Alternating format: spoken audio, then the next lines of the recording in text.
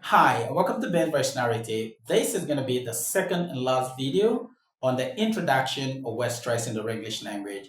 In the first video, I talked about the definition of stress, the definition of syllables, the types of syllables according to stress pattern. I talked about the three levels of degrees of stressing in the English language, and then I talked about other terminologies you have to grapple with as we continue on this journey. In that video, I noticed that there were four major terms I didn't remember to talk about. So as we look at them today, make sure you note them down or you write them somewhere. The reason I'm doing this is so that you don't feel lost, you don't feel at sea by the time I start looking at the intricate part of this lesson, when I begin to talk about the rules guiding stress placement in the English language. So as I continue, make sure that you note all of the things down.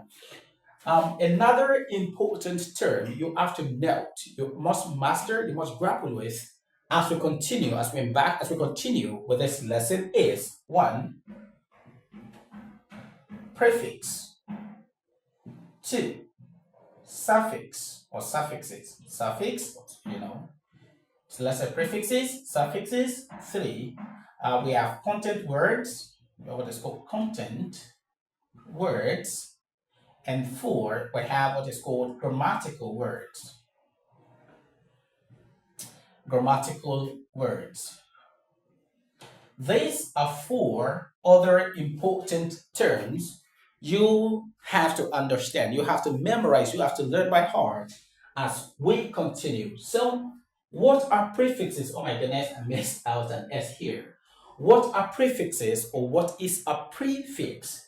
The word pre means before, pre-independence, pre-revolution, pre-natal, pre-history, before history. So the word pre simply means before, pre-independence, before independence. So prefix is a group of letters. Let me write. A prefix is a group of letters, added to a word. I'm not obstructing your sight. Added to a word at the beginning. Now, the reason we add prefixes or a prefix to a word is so that the meaning of the word to which a prefix is added will change. The meaning will change, or the word class of the word will change. What I'm simply saying is that a prefix is a group of letters that you add to a word at the beginning, so that that word changes in meaning, or the word class of the word changes. An example is the word, if you look at the word normal is a main word, is a root word, is a meaningful word. But if I add AB to the word normal, we have abnormal. Normal is positive. Abnormal, with addition of ab to normal, we have abnormal, and that makes this word to be negative. Right. So if you look at the word happy, right, this is positive. If you have un before happy, you have a happy, unhappy. This changes this word from positive to negative. So a prefix is a group of letters added to a word at the beginning to change the meaning of the word or the word class of the word. So suffixes, unlike prefixes, is a group of letters that is added. Suffixes are added at the back, added at the end of a word, So you add prefixes at the beginning of a word, you add suffixes at the end of a word. And also, when you add suffixes to the end of a word, it changes the meaning of the word to which it's added, and then it also changes the word class of the word it is added to. So let's look at examples. If you look at the word teach is a verb. The word teach is a verb. If I add er to it, it becomes teacher. So er here is a suffix, right? So here is another example. Manage, to economize something.